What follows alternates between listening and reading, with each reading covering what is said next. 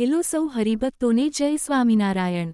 પ્રમુખ સ્વામી મહારાજે પોતાનું સમગ્ર જીવન ભગવાન સ્વામિનારાયણના ઉપદેશોને ફેલાવવા અને લોકોના જીવનમાં સકારાત્મક પરિવર્તન લાવવા માટે સમર્પિત કર્યું।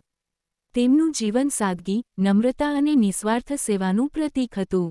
તેઓ હંમેશા લોકોની વચ્ચે રહીને તેમની સમસ્યાઓ સાંભળતા અને ઉકેલ આપતા।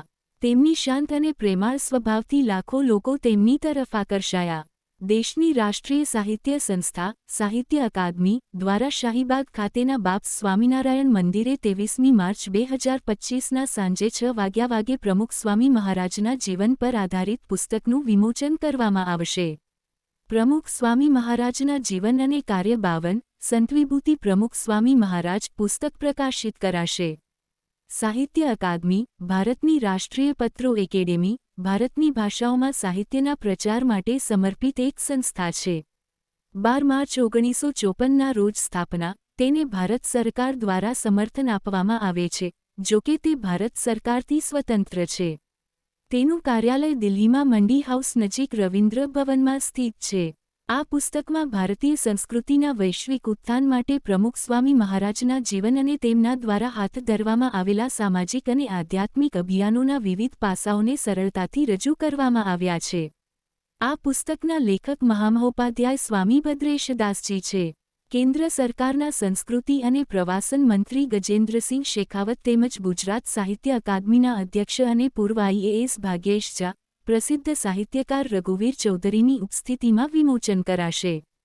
23મી માર્ચે સાંજે 6 વાગે શાહીબાગના BAPS સ્વામિનારાયણ મંદિરના પ્રમુખ સ્વામી મહારાજ સભાગૃહમાં કાર્યક્રમ યોજાશે। અત્રે ઉલ્લેખનીય છે કે પ્રમુખ સ્વામી મહારાજે પોતાના જીવનકાળ દરમિયાન વિવિધ સમાજ અને સ્થળો પર મહત્વના પરિવર્તનો કર્યા હતા। સમાજને એક નવી રાહ બતાવવા માટે તેઓએ લોકોને એકજૂટ કરીને વિવિધ પ્રેરણાદાયી પ્રવચનો પણ કર્યા હતા। પ્રમુખ સ્વામી મહારાજે BAPS સંસ્થાને વિશ્વભરમાં ફેલાવી અને તેને એક આધ્યાત્મિક સામાજિક સંગઠન તરીકે સ્થાપિત કર્યું। તેમના નેતૃત્વમાં સંસ્થાએ અનેક ક્ષેત્રોમાં નોંધપાત્ર કામગીરી કરી। તેમણે વિશ્વભરમાં 1100મી વધુ મંદિરોનું નિર્માણ કરાવ્યું, જેમાં અક્ષરધામ મંદિરો, ગાંધીનગર અને દિલ્હી અને લંડન, શિકાગો, ટોરોન્ટો જેવા શહેરોમાં આંતરરાષ્ટ્રીય મંદિરોનો સમાવેશ થાય છે। આ મંદિરો ભારતીય સંસ્કૃતિ અને આધ્યાત્મિકતાના પ્રતીક બન્યા। તેમના માર્ગદર્શન હેઠળ BAPSએ શિક્ષણ, આરોગ્ય અને દુર્ઘટના રાહતમાં મહત્વનું યોગદાન આપ્યું। 2001ના ગુજરાતના ભૂકંપ અને અન્ય કુદરતી આફતો દરમિયાન તેમણે રાહત કાર્યોનું નેતૃત્વ કરીને હજારો લોકોને મદદ કરી।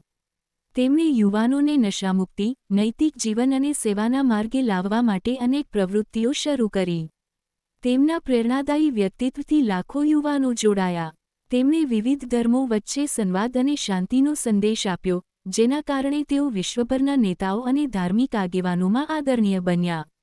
આજે પણ પ્રમુખ સ્વામી મહારાજની પ્રેરણાથી BAPS સંસ્થા વિશ્વભરમાં સેવા અને સંસ્કૃતિનું કામ આગળ વધારી રહી છે, અને તેમનો વારસો અમર રહેશે।